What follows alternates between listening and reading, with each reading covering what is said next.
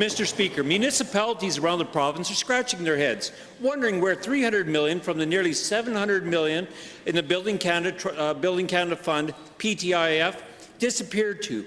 At the Resource Stewardship Committee on May 11, 2016, the Minister of Infrastructure indicated Federal Minister Sohi wanted $300 million to go to municipal projects. Will the Minister of Infrastructure apologize for misleading the municipalities and getting their hopes up about the money?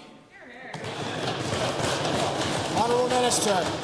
Well, Mr. Speaker, I'm sorry to disappoint the honourable member opposite, but over $280 million of that $300 million has been allocated already to municipal projects. More to come, Mr. Speaker, so, he should check his facts.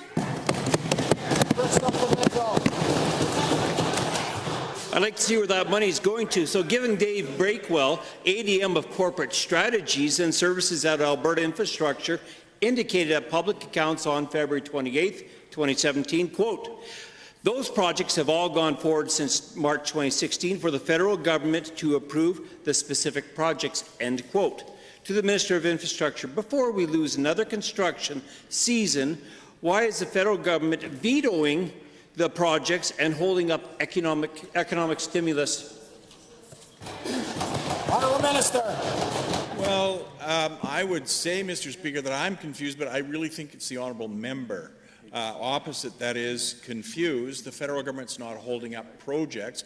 We've allocated over $280 million towards municipal projects, the federal infrastructure money, and there's more to come, Mr. Speaker. We've applied to the federal government for funding for the Springbank flood mitigation project, Mr. Speaker. We've applied for money for a number of important initiatives. I don't know if the honourable member is against those things, but we need to fund LRT, transit projects, Mr. Speaker, flood mitigation, all of that.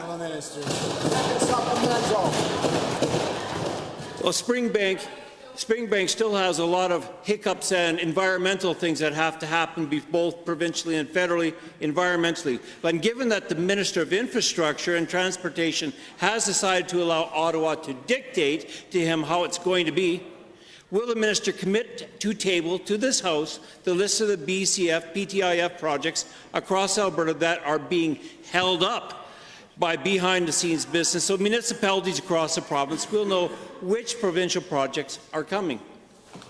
Honourable Minister. Well, thanks very much, Mr. Speaker. Well, I don't know where that honourable member gets his information, Mr. Speaker, but we're working very well with the federal government. We're working very well with Alberta municipalities. Our government stands to make life better for Albertans and for Alberta families, and we're doing that by working with our federal counterparts, with our municipal counterparts, to deliver the infrastructure that Albertans need to improve the quality of life and to create jobs for Alberta families, Mr. Speaker.